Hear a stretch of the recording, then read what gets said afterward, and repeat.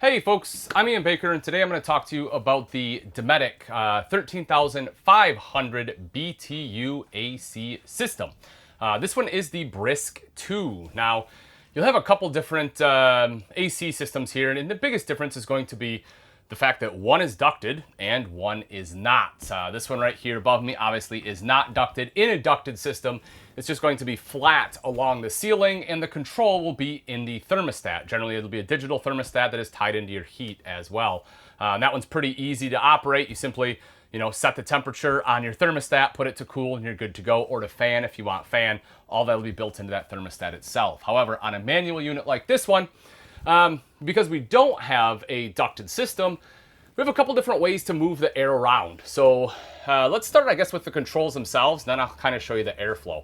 So for controls, you'll have two different knobs on them. The one will be cool and heat. So that, of course, is going to be your temperature control. Now, if you take a look at the other knob, you'll also see this one has a little button that says optional heat. Just bear in mind, most of those do not have that. The reason it says optional is because it has to be optioned in from the manufacturer. And that will be heat strips that will essentially be electric heat as long as you have shore power. It's over 50 degrees, but most manufacturers don't put that in. So just bear that in mind.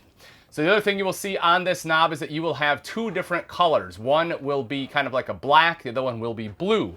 Black will be your fan, and of course the smaller the circle, the less airflow. The nice big fan will be high, and from the fan, the next click over will be high to AC. So that means your compressor is going to kick on, so it'll actually give you cool air.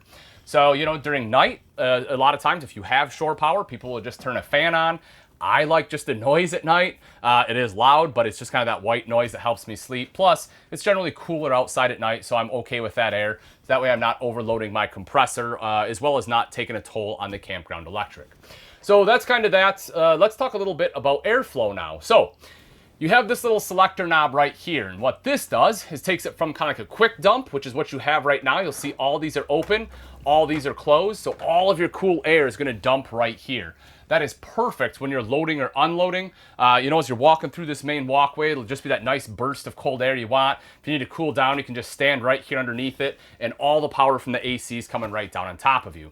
Once it cools off a little and you're in your RV, you're camping, then you're gonna wanna spread the air out. So what you'll do is you'll actually close this off and open up these side vents to direct it. So you have front and back here as well as on both sides.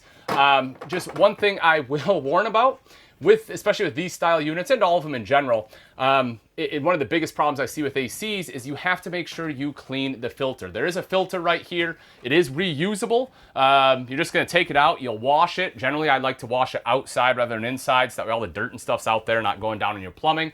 But if you don't, obviously it's going to become a dirty system. What'll happen is you'll just get a ton of black streaks right up here on your ceiling. So as far as a maintenance item, that right there is one of the things I highly recommend.